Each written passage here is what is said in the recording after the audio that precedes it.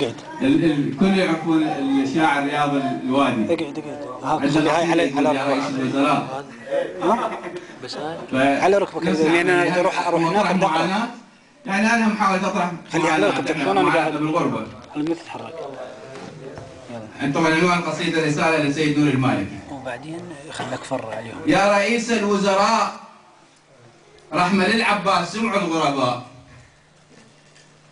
تدري من فعل الحنين تراكم علينا من سنين، وعشنا بأحضان الأنين وصرنا مثل السجناء، وأنا أقول الشغلة يمك يا بصراء. أنا هل يحكي مدرس بدنيا صدق ما أهيس، 16 عام أنا أدرس تالي ضاعت فيها باء، وأنا أقول الشغلة يمك يا بصراء. لأن شرطي بلا دراسة قال هذا أهل ساسة، وساقني بسوق النخاسة وباع عمري بلا شراء، وأنا أقول الشغلة يمك يا بصراء. وثاني يوم سافرت من ترجع يحبسك أبو ياسر. وثاني يوم سافرت. تدري كم دولة شفت وتعذبت وتمرمرت حتى عيشا بالهنا، بس كذب ماكو سعادة.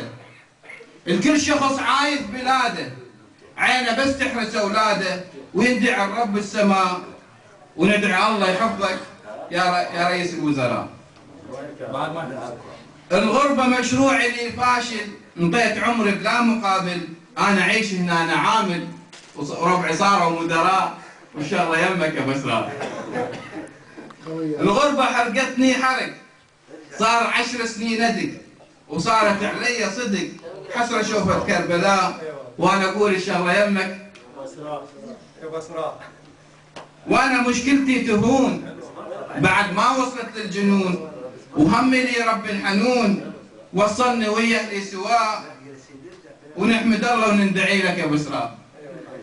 ريت عينك لو تشوف هالشباب اللي بالالوف، يومية بالبلدة تطوف، وشافوا انواع العناء، والشغلة يمك يا بصراء.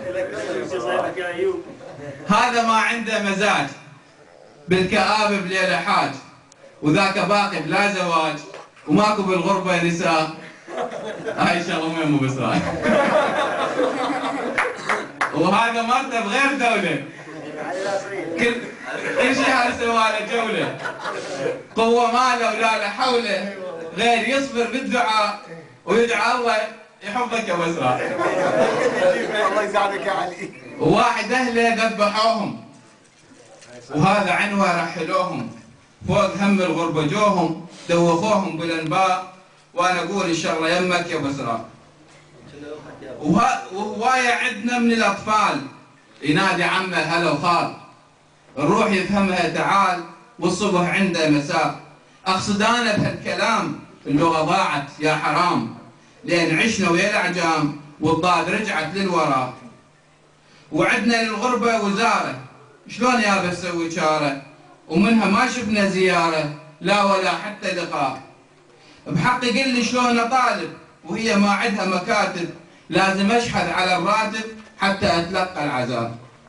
وزارة ما عندها حلول ولا تنفذ ما تقول، بالعلن شوفه بهلول والله ساتر للخفاء. فكرة عندي من الفكر لهالحكومة بكل فخر، لو تسوي مؤتمر وتدعو بعض الغرباء.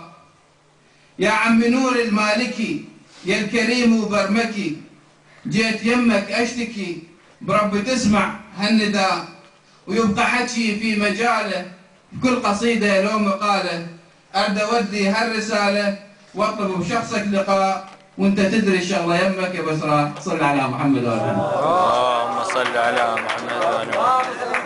هذا الا ودي شريط لابو اسراء.